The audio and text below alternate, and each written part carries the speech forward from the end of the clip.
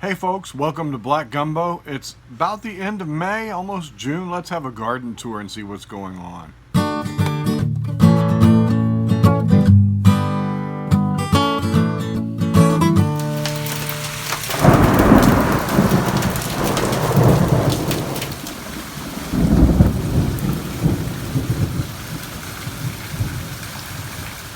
All right, so I'm near the end of my spring garden and it's almost June. In fact, Monday it's going to be June. This is Friday, and I'm going to give a garden tour this weekend and put together some video. The realities of my garden in Zone 9A, I'm on the border of 9A, 9B, the realities are that it's hot here, it's humid here, and my spring garden is just about to transition over to summer. And the way that looks is my tomatoes, many of my tomatoes, the cooler region varieties, are done. They're giving up. They're caving into the heat, to the humidity. We've had a week of heavy rain. We had a storm come through yesterday that had 60, 70 mile an hour gusts of wind. And my garden survived, but it did knock off a lot of my fruit. It knocked off a bunch of fruit, pushed some plants over. Didn't push my trellises over, but it did knock off a lot of my tomatoes I was really looking forward to. Blew my pumpkin pit fences, my anti-corgi fences, blew those around a bit. And yeah, it wreaked some havoc, but not too much. So grateful for that. We had some hail that beat down some of my seedlings that were starting. And so yeah, it's kind of rough out there right now. But I still have a lot of good production. My summer heat means that the powdery mildew is in full force. Most of my squash has been pulled out. All my zucchini is sitting in the fire burn pit, ready to be burned up because it's got powdery mildew and they were dying off. I left one squash plant in that's growing a gigantic Neapolitan squash zucchini for me because I'm going to harvest seeds from that one and plant them again. I'm letting it get as big as it possibly can, and once that's ready to harvest those seeds, I'll pull that plant out too. I'm going to plug in some pepper plants in their place, and I'm going to grow some corn. Well, I'm going to try to grow corn if the rats and squirrels don't stop eating my seed. So I'm gonna trap the rats. I'm going to exclude the squirrels with a grate over my seedlings until they come up. So those are challenges, you know. That's gardening. We have challenges in gardening. We have diseases, we have weather problems, we have rodent and vermin problems. Yeah, that's gardening. You're gonna lose some stuff.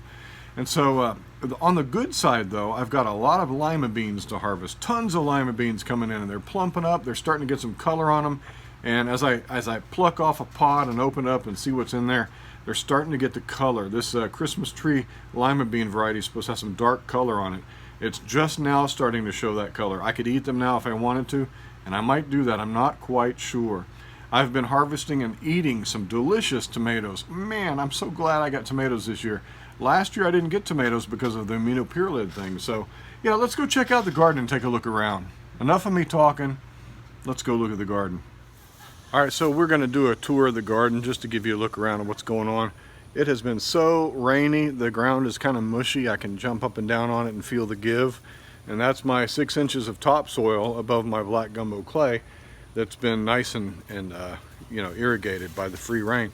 So despite having a really rough time with kind of drought conditions for a couple of weeks, we had a bunch of rain and it really woke everything up. Let's look around. All right, look at these. Look at that. Those are some beauties, aren't they? These are so delicious. All right, it looks like the rain did not affect our eggplant too much. It's still coming up. These are the eggplants I sowed in my question and answer episode 9. And I'm just going to leave them here. They're nice and watered. We'll see what happens. So the other day I got a comment, someone asking if my eggplant was thorny. This Rosita variety, I'm like, yeah, I've never grown a thorny eggplant. Thorns on eggplants, but this Rosita variety, when I went to grab it the other day and I went to harvest, ouch, man, it's got needle-like thorns in there. So I'm going to be more careful when I harvest these. But look at that. Isn't that beautiful? That's a beautiful eggplant. That's about the size I want to harvest. I'm going to give this one another couple of days. And there are a few more on this plant. And yeah, man, eggplant. Who doesn't like eggplant? Look at this. These are my lima beans. Let's check in with those guys. This has been the most surprising, successful plant that I've grown this year, these lima beans. They're rich and green, they're lush, they're dense, they're thick, and they're putting on big old pods. All right, I'm gonna pluck a pod and we're gonna see how they're developing in here. See if I can get this open without a knife. There we go. Yeah, look at that. These lima beans are getting some color on them. Look how big they are. These lima beans are supposed to be kind of purple and white, and they're just now starting to show the purple.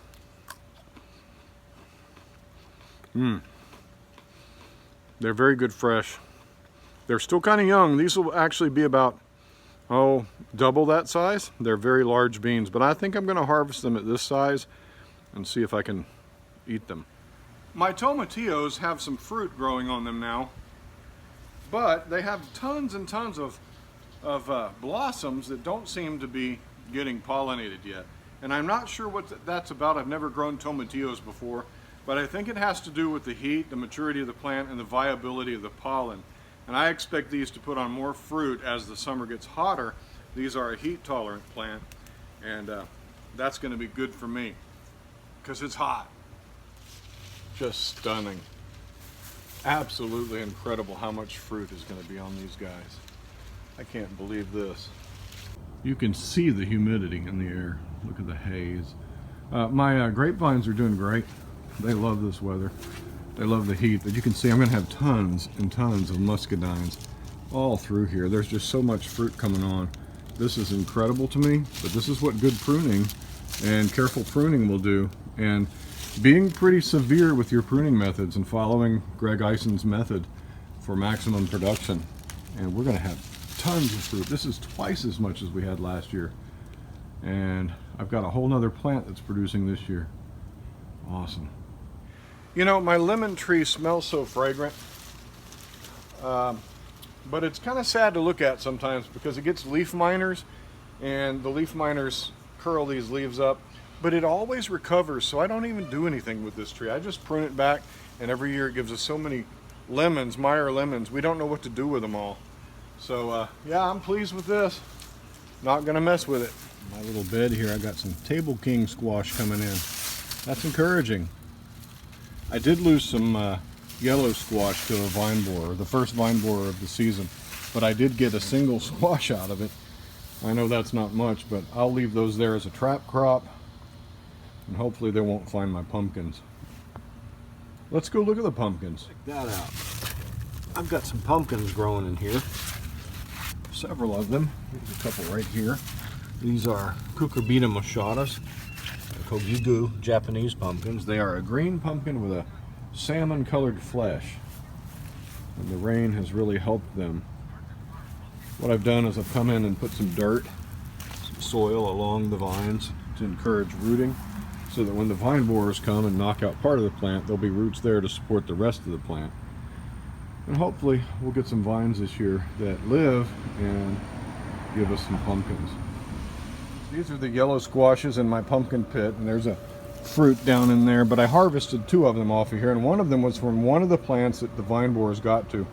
And there's some powdery mildew going on here, but I'm going to leave them here, and hopefully these will be distressed plants that attract the vine borers and keep them out of my pumpkin pit where my pumpkins are growing. Here's another one, yellow squash. Doesn't look like the vine borers have found this one yet. I don't know, maybe they have. I'll have to get in there and look. But yeah, if they get these, that's okay. That's kind of what they're for. Down in here is my first little cantaloupe. Didn't see that until today.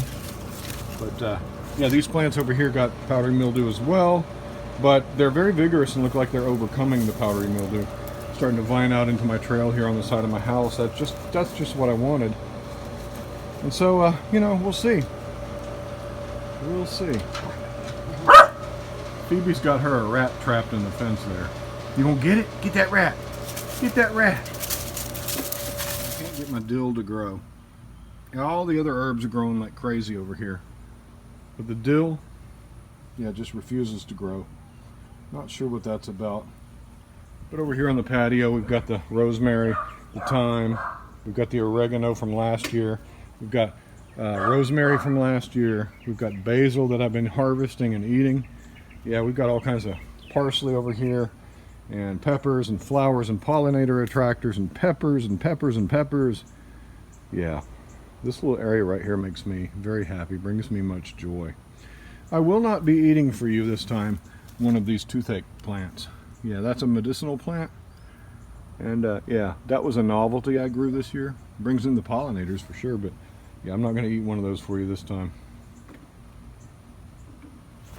Wow, here's a garden pest we got to get rid of. This little guy munching on the beans. Nope. Throw them way over there. What those lima beans look like. I think they're still a little young. Although you could eat them, they'd be very delicious. I want them to have that color. And then here are the two squashes, very small squashes that I harvested. Yeah, and some tomatoes, and some peppers, and some Armenian cucumbers, some squashes there. Yeah, it's been a bountiful harvest. The okra seedling trays got blown off of here, so I had to reset them and had to put the plugs back in. Hopefully they'll survive. Got some eggplant coming in. Yeah, it's a good day in the garden. Everything got a good drink. I have taken out my squash, at least some of it. This one here I've left in because there's a squash down here I'm waiting for it to mature so I can harvest for seed. But yeah, everything else is looking real good. Some ripe Brad's crazy cherry in there, sort of ripe. Got a bug on that one. But yeah, this is an impressive little cherry tomato. I like this. Yeah, they're splitting because of all the rain. These are my Armenian cucumbers, and powdery mildew has killed off most of this plant, as you can see. It does have some healthy leaves. The new growth is doing fine, but you know, powdery mildew's here, and these have, you know, they're putting on fruit. But yeah, that's not gonna make it. With all the rain we've had, these are probably goners. I have harvested 3 very large fruits off of these, enough to make a big batch of sliced pickles.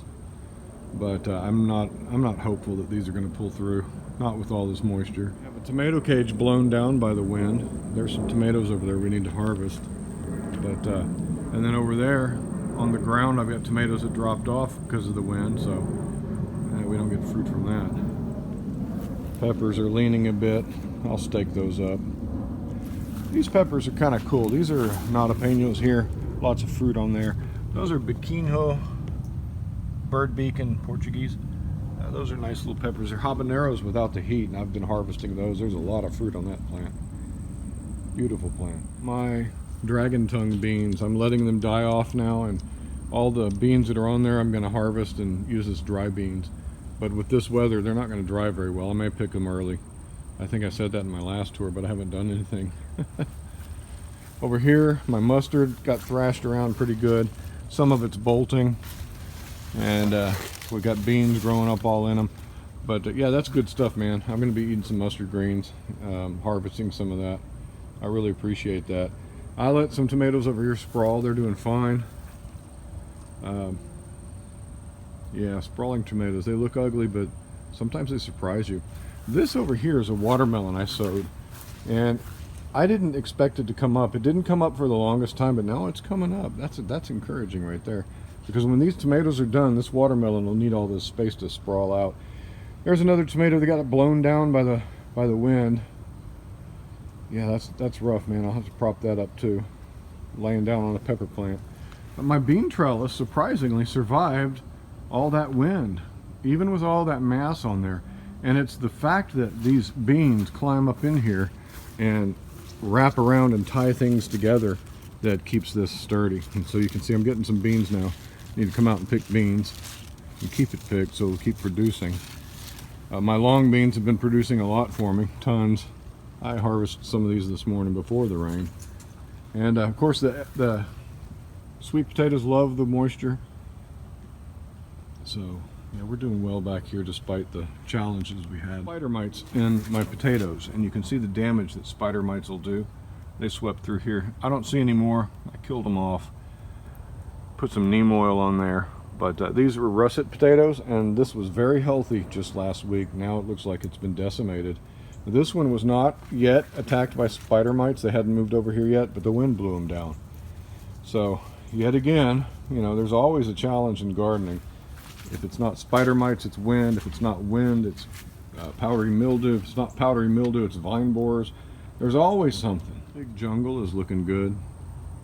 This time of year we get occasional yellow leaves like that, but they're receiving their monthly dose of fertilizer and they're doing well. This water ought to help these figs a lot.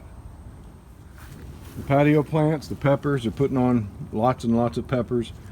And my 2-year-old veterans are doing well, putting on lots of peppers. There's some weeds down there. I got to get those out. But yeah, these guys are doing quite nice. Those are my first chamomile flowers. That's awesome. I just plugged this little guy in a hole here in my border, and I love chamomile. But yeah, all the flowers that I've planted as pollinator attractors all around the borders of my garden, they're doing quite well. You can see there, some of them are spilling out, and I can hardly walk through the path here. I got to kind of brush them out of the way, but yeah, they're doing their job. I see all kinds of pollinators in here. I want to talk about the resilience of fig trees. This is a Celeste fig tree. It's from a cutting from my main fig tree out in the front yard. And this pot has kind of been neglected over the years because I already have a Celeste and several other cuttings. And I thought, you know, I'm just so sick and tired of dealing with all these fig trees that this one I put over here under the shade of these trees to see if it would just grow without me having to do anything. And it died back. There were no leaves on this tree last week, absolutely none. But all that rain we got has brought out new growth. And yeah, I shouldn't waste this fig tree. I should put it in a bigger pot, up-pot it. It's ready to be up-potted. Yeah, I shouldn't waste it. But look at this growth.